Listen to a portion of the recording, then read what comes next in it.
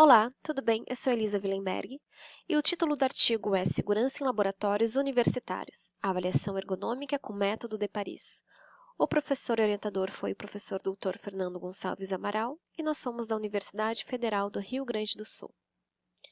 Então, iniciando com a introdução, laboratórios universitários são espaços fundamentais para pesquisa e inovação, mas eles podem concentrar diversos riscos ocupacionais que vão exigir atenção da área da saúde e segurança do trabalho.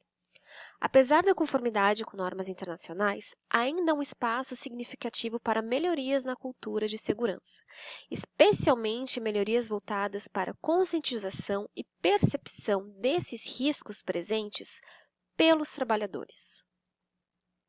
Então, o objetivo desse artigo foi identificar e analisar os principais fatores de riscos, com ênfase nos riscos psicossociais, em um laboratório universitário multiusuário, aplicando o método de Paris. Então, a metodologia.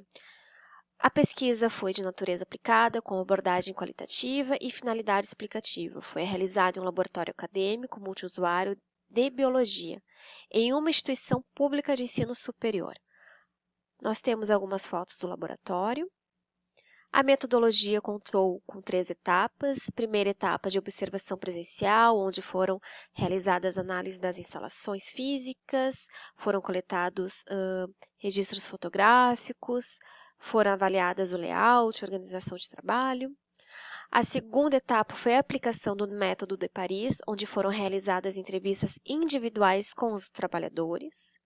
E a terceira etapa foi a análise do conteúdo, onde houve uma compilação e interpretação dos dados obtidos, valorizando as percepções dos trabalhadores.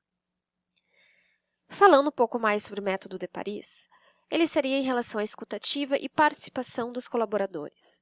Então, ele é baseado na participação ativa dos trabalhadores, que nesse caso foi através de entrevistas diretamente com eles. É um método que identifica os riscos no ambiente de trabalho, riscos organizacionais, psicossociais, de forma rápida e prática. E ele é composto por 18 rubricas de análise. Entrando nos resultados, qual seria a síntese das 18 rubricas? Nós conseguimos verificar aspectos adequados e pontos críticos de atenção. Então, dentre os aspectos adequados, a iluminação natural e artificial do laboratório é eficiente, a temperatura também é confortável, existem procedimentos pré-estabelecidos, existem equipamentos de proteção individual que são adequados e utilizados. O conteúdo de trabalho é estimulante, existe uma flexibilidade para folgas e horários. Agora, em relação aos pontos críticos de atenção, existe a altura inadequada de algumas estantes que vão exigir posturas forçadas dos colaboradores. Existem equipamentos ruidosos próximos à área de concentração cognitiva desses trabalhadores. Falta de padronização de comandos em máquinas. Foram verificados movimentos repetitivos em algumas atividades, uma burocracia limitando respostas rápidas a demandas, e também um certo estigma relacionado a trabalhadores concursados. Focando nos riscos psicossociais, que é uma dimensão invisível, mas crítica, o ambiente psicossocial ele foi avaliado, sim, de forma majoritariamente positiva. Tem um clima acolhedor, e relações interpessoais respeitosas. Mas existem 2 pontos críticos que foram avaliados em relação aos riscos psicossociais.